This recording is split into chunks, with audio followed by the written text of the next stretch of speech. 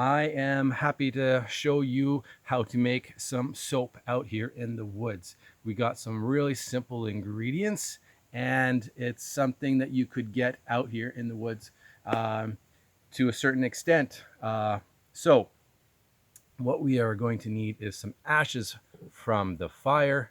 We are going to need a fat source, which I have some tallow here, but you could use the fat from the meat that you buy in the grocery store. If you have some meat on your roast, some fat on your roast or your steak, you can use that, but there is a difference.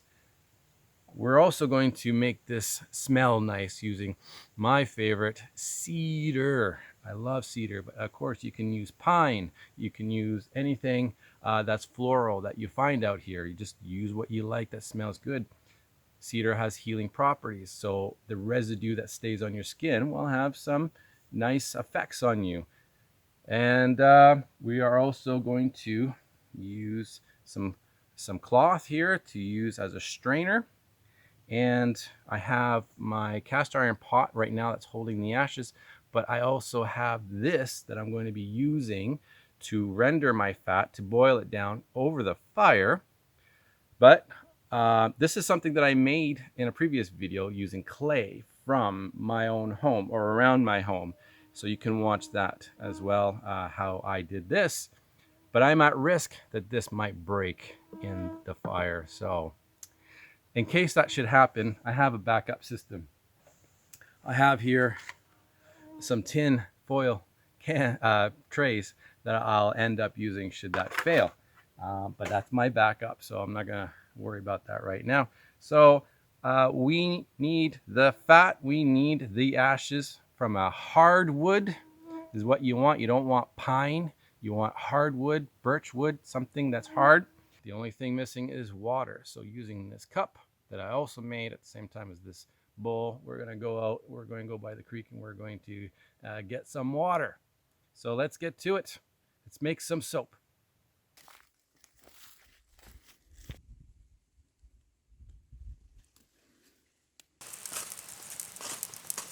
My understanding is that there are the regular fat that you would get, like the blubber, and then there is a certain fat on the animal that's called tallow. And my understanding is that the difference between the two of them is how it sets at room temperature. So I started off with 2 fires, and I just felt like I should be a lot more conservative with my area, my cooking area. So I reduced it to 1. It's all I need.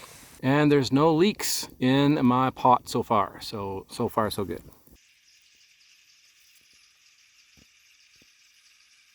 Okay, so the fat has rendered down. I'm just gonna move it aside. Cheers. So the ashes have boiled. Now what we need to do is, using our cloth, we are going to sift this stuff, the soot and all that, out of the water, so that what we end up getting is something called lye. This is the secret ingredient in all of soap. It helps bind things together, and it also helps take out some of the odor in smells that are around, and it also has a slight acidicness to it, which is what's helping to clean. All right, so we only have a few things left to do now. What we want to do is add in our scents, so it will smell great, and we'll add in our lye into the tallow. Let's just put these little chunks in here.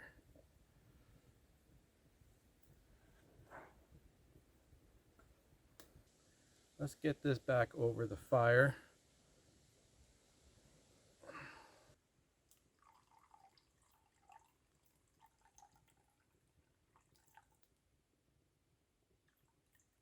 So what we're looking to do now is to just boil it down where all the water escapes and evaporates. We want to be just left with just the tallow and no water, okay?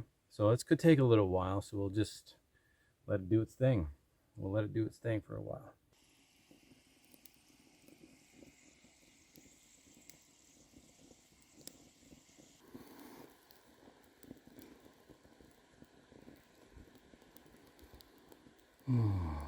All right, so this got to a huge boil, and again, I'm worried about my bowl cracking, so I removed it. But that was a couple of minutes ago. I just wanted to say, like, it's still boiling quite a bit, and that means this bowl is retaining a lot of heat, and that's good. So it's a lot like a cast iron pan. That's what cast irons are good for. They're good for retaining the heat. If you've never cooked with a cast iron before, it's a lot different than cooking with your porcelain or your metal or anything like that. It's just, it holds the heat in a lot hotter and longer, so you have to cook differently. And I can see that's very much the same thing with this pot here. Pretty good. That smells really good. Oh, does that ever smell good? Wow. So I'm just gonna start taking off some of that top layer there. Just getting rid of it.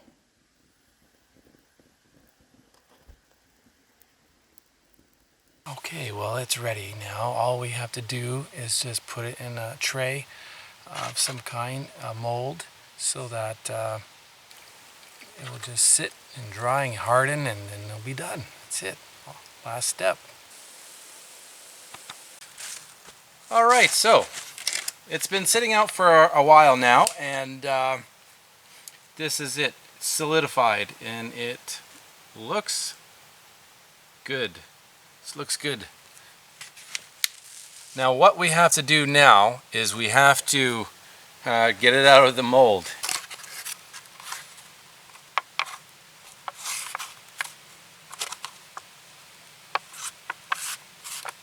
Some water in there. Not too sure how much.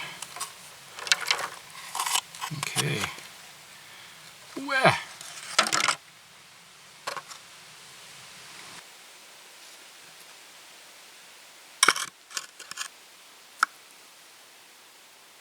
We have some soap that I can use to actually clean myself with. I'm pretty excited about that.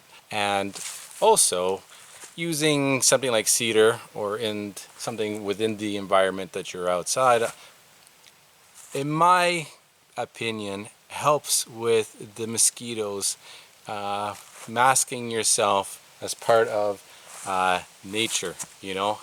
So I'm not sure if that's actually scientifically true or not, but it's just something that I think actually works, is to reduce the mosquitoes, is to smell like the environment, and something like this would certainly help do that. Now, we'll give it a try to see how well it works.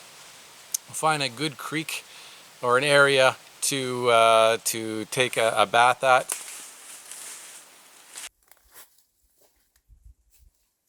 What a beautiful place, isn't it? I have my soap, and it's time to get clean. Let's give this a try.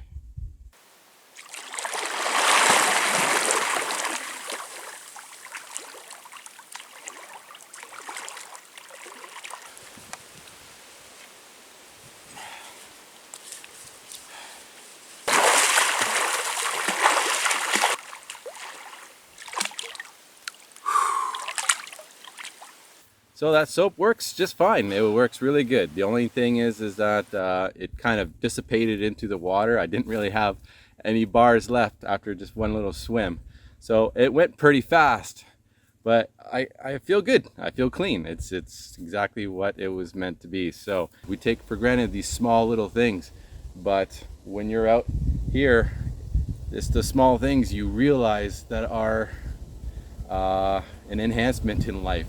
And so we need to appreciate all that. So yes, again, enjoy life. Take care. And I wish you well.